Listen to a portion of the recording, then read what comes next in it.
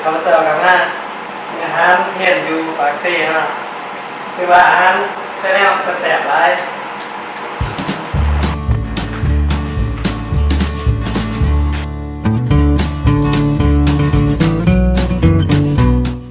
หลังจากกินข้าวแล้วก็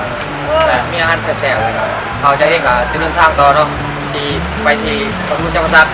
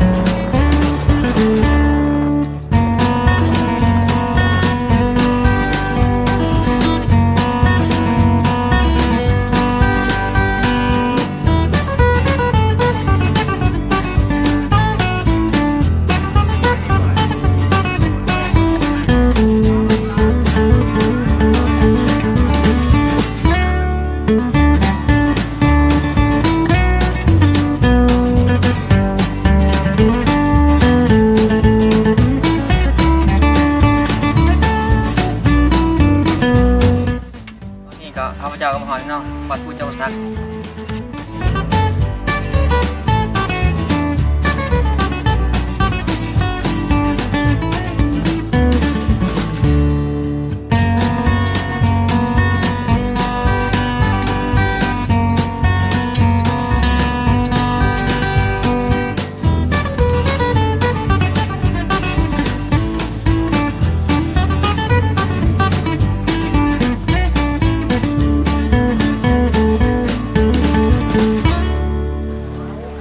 สำหรับตัวข้าพเจ้าแล้ว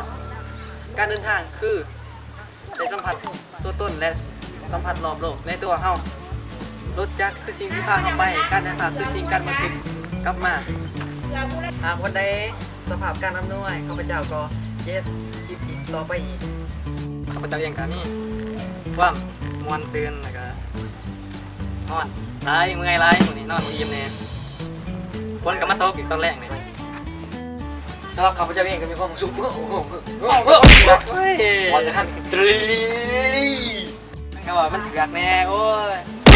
ถึกแล้วบอกฮะ ทริปนี้ก็เรียนสุดเพียงเท่านี้ไว้ทริปหน้าเจอกันใหม่ ท้ายที่สุดนี่ก็จบเพียงเท่านี้ไว้เจอกันมื้อหน้าบ๊ายบาย สำหรับวันนี้ก็จบเพลงเท่านี้บายก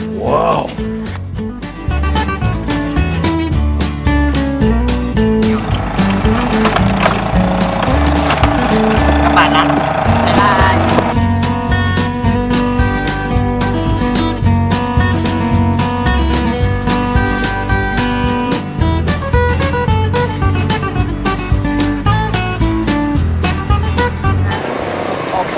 เสียพี่ได้ยัง